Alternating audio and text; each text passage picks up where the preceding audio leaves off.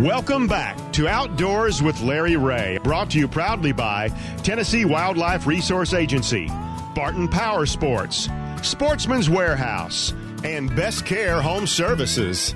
Hey, welcome back to Outdoors with Larry Ray on ESPN 790 in Memphis, and all you good folks in Brownsville, Tennessee on 1520 AM and 95.3 FM, and of course in Jackson on News Talk 101.5, and we really have appreciated those additional stations, getting lots of comments from throughout West Tennessee for you folks, and you know I like to spread the news about the TWRA, the Tennessee Wildlife Resources Agency, and no one knows what's going on better than Amy Snider, or Spencer, or just Amy is what I call her, and we're glad to have her. She's the Region 1 Outreach and Communications for the TWRA. Good morning, Amy. Hey, good morning, Larry. It's starting to wrap up in a whole new busy aspect now. It is. You know, we're not going to talk CWD today. Okay.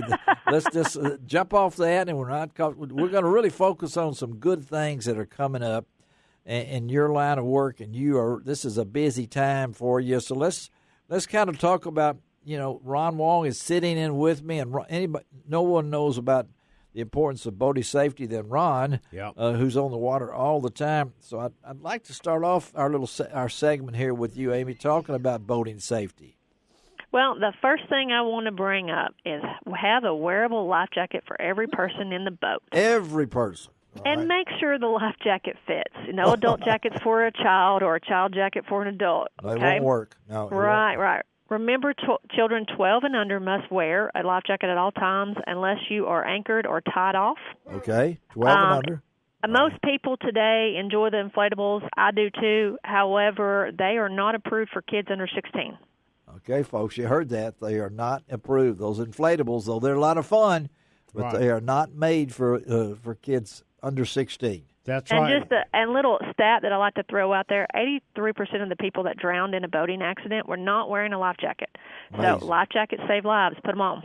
Absolutely. Just amazing. And they got life jackets now that, Ron, you know, the old days are over with. The life jackets today are comfortable. You know, no matter what kind of life jacket you wear, whether it's the inflatable, if you are an adult, or even the other ones, they're so comfortable now, the way they've been made. The technologies is caught up with how they're built and how you wear them. And so there's no reason not to wear one when that outboard engine is on. Yeah. Whether you are just going through a no-wake zone or whatever, you need to have it on. And that's why they call it life jacket.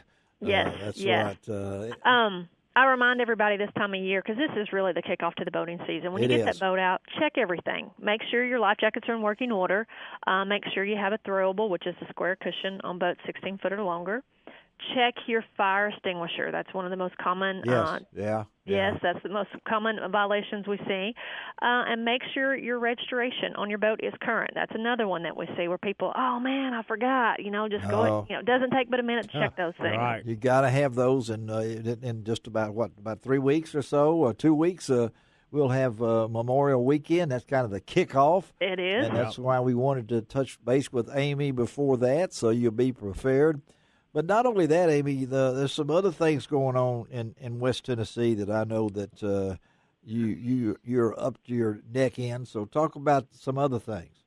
Well, it is May 11th, and what opened this morning, Larry? Spring squirrel. That's what I was going to get. Right. That's it. All you squirrel hunters, get out there today. Yeah, your daily bag limit is 10. 10, right. Okay. Well, make sure you're looking at. You don't spend all day looking at the ground. You look up in the air a little bit. There are things that are known to move around in the spring, and I don't mean mosquitoes, stuff like that. But it's an unusual season, isn't it? But there are people that do this, and today kicks it off. Bag limit of 10 goes through. I don't know when it goes June through. 9th. Goes through June 9th. Oh, and that is the day after another thing that's coming up. That's a good lead-in. That leads us into Free Fishing Day on June 8th, and we have tons of events around the West Tennessee area. And you can go to tnwildlife.org and go over to the, you'll see on the opening page, you'll see fishing events, and you can click on it. Region 1 pops up first, and you can just scroll down. You can even search by your zip code, or you can just manually scroll down. You can search by days. But 2 rodeos coming up on the, I actually have a fishing rodeo in Collierville this morning. Okay. And then on the 18th, there's a fishing rodeo in Lakeland and a fishing rodeo in Tipton County. So you can find out more information on the website on both those. And we will have Hunter Henley on next week talking about all the rodeos and how they get the fish to them. And it's like a puzzle. You have to really know where the truck is to get the fish. Yes, Hunter stays very busy this time of year. This time of the year, and I know you do too, Amy. Anything else we need to know before we let you go, girl? All I want to say is be safe. Be part of the solution, not part of the problem when you're out there boating, so be safe. Absolutely. Thank you, Amy. We'll talk to you next month, okay, girl?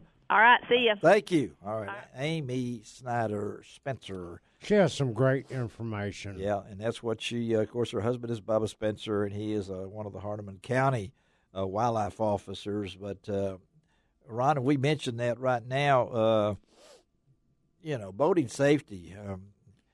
Can't emphasize it enough, Larry. So what's that water temperature? Water temperature right now, believe it or not, what is still in the mid-70s. That's cold. Mid-70s. Okay. So that would not... low 70s to mid-70s, depending on where you're at. That's still cold. So it doesn't take long if you're in that water. You could still get hypothermia. Absolutely. At this temperature. When your core temperature falls below 98 degrees. Yes.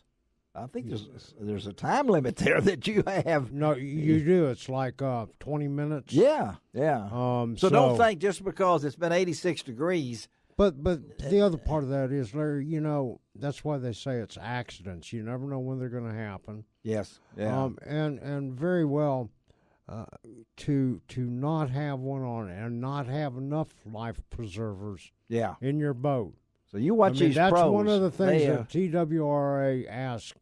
If they count out 7 people in your boat, you better have 7 certified life preservers, not seat cushions, but life preservers. I can't imagine 7 people in your boat, Ron. That would be. I won't let 7 people get in mine. I don't think you will and everything. No. But you talked about the water temperature. We're going to talk a lot about fishing this. Can't wait to talk to Steve McAdams, Kentucky Lake, and got a great interview coming up later in the show with the champs, Ronnie Capps and Steve Coleman. We're going to talk to them, and then we may wrap this thing up. Let them go a little extra long because they've won so much over the years. But give me a quick synopsis of what's going on with all this rain and all these the water temperatures. You said in this segment. Well, where would you go today?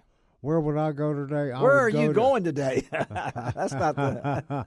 Actually. Where? I am thinking about going wading for some crappie. Okay, you can do that now. And I have to tell you, because all the water's back up in there. Yeah, all of our lakes, especially along I-55, the great crappie lakes that we have. Yep. Whether all the way from Arca-Butler all the way down to Grenada. Mm-hmm. The water is so high in all of those reservoirs that you can actually get back in some areas, and you don't even have to have a boat. So, Larry, just study you a map where there's some old dirt roads, gravel roads that go down to the lake, and every one of those gravel roads, you're going to come up on water from those lakes. Guess what? All you have to do is stop right there if it's not private property, and start jig fishing, 2 to 3 feet deep, no deeper than that. Wow! And catch crappie, vertical jigging. Jigging. And these are some. I know I've got some friends, and that's why I'm probably going to go to Sardis. They are catching a limit of crappie there in about 45 minutes. Now, understand. To keep a limit of crappie at Sardis Lake, which is 15, yes, they have to be all over 12 inches long. They are all over 12 easily. So they're catching some big crappie over 12, and you think 12, not 11, not 10, right? But 12s. Yeah. And if Ron Wong says it, you can believe it here. Yeah. Outdoors. And Arca Butler, they're putting out 2.5 pound crappie like you wouldn't believe right now. Yeah. Oh, now you're getting hungry just thinking about crappie. I might have horseshoes getting red hot too. Our buddy Ronnie Tice. Ronnie Tice. You're looking for a place to go catch fish. You need to check with Ronnie and get book a guide trip with Ronnie over there right now, because he blows my mind every day with his pictures. Yep. So Ronnie Tice, Tice, out of Horseshoe Lake. Larry, we're going to have to make another trip over there soon. Yes, we got to get over there, even if we have to walk. No. Well, I know Miriam needs some crappie in the freezer. Yeah, Miriam who? Oh, yeah, that Miriam. You better watch out. I better watch it right there. That's right. All right, let's take a break. Ron Wong in the house. Be right back on Outdoors with Larry Ray.